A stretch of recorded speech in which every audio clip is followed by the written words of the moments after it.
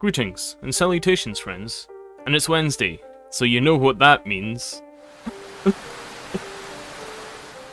No, not that, but you know, also that. It's engine check day, and this week we're looking at another small engine with 3 cards, taking up only 5 spaces in the main deck, on average, and providing you with a generic +1 in card advantage. This is the Spellbook Engine. The Spellbook Engine makes use of 3 cards: Spellbook of Secrets, Spellbook of Knowledge, and Spellbook Magician of Prophecy, aka Blue Boy. Because, you know, he's blue. Spellbook of Secrets lets us search our deck once per turn for a spellbook card that isn't called Spellbook of Secrets. Spellbook of Knowledge lets us send a spellbook card or spellcaster monster from either our hand or field to the graveyard to draw 2 cards. Once again, only once per turn.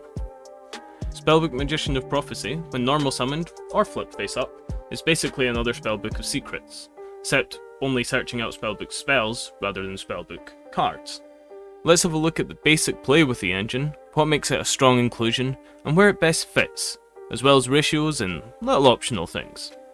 On to the play. Step 1.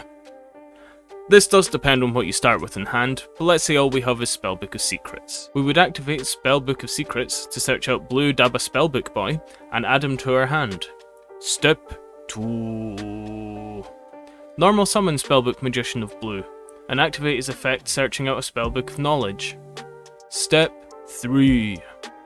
Activate Spellbook of Knowledge, putting Blue Boy out of his perplexed misery by sending him to grave to draw 2 cards. And just like that, we started with 1 card and ended with 2, while also thinning the deck out in the process. Sure, it costs a normal summon, which is why we're going to have a look at where this engine best fits. Spellcaster decks. The Spellbook Engine works fantastically with invoked variants, with one slight change. You shouldn't run the Spellbook Magician of Prophecy. This is because Alistair, Invoked's main normal summon, is a spellcaster that, with Invocation's effect allowing you to banish him from grave for a fusion summon, means that sending him to the grave via Spellbook of Knowledge's effect doesn't really affect your plays. So, you don't need Blue Boy as a brick. Wind Witches also benefit greatly from the Spellbook Engine while running Blue Boy, as they don't really need their normal summon. And it obviously works really well within Endymion decks as it's 2 free spell counters alongside the effect itself.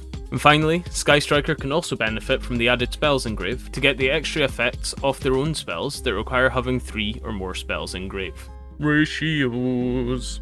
I think if you're running this in a non-spellcaster deck that just has a bit of space and you want to try out a little draw engine, running 2 Spellbook of Secrets, 2 Spellbook of Knowledge, and 1 Blue Boy seems to be the least cloggy way, while cycling out 3 cards from your deck, and keeping both of the Spellbook cards left in your deck live. With something like Invoked, I think either 2 Spellbook of Secrets and 2 Spellbook of Knowledge, or if you really want to be seeing them, 3 and 3, is a good shout, with 0 copies of Blue Boy. In spellcaster decks that take advantage of using spells like Endymion, I think 3 and 3 is good, with Blue Boy being entirely optional as you will have plenty of spellcaster targets for Spellbook of Knowledge. It just depends on whether you feel like you need your normal summon or not.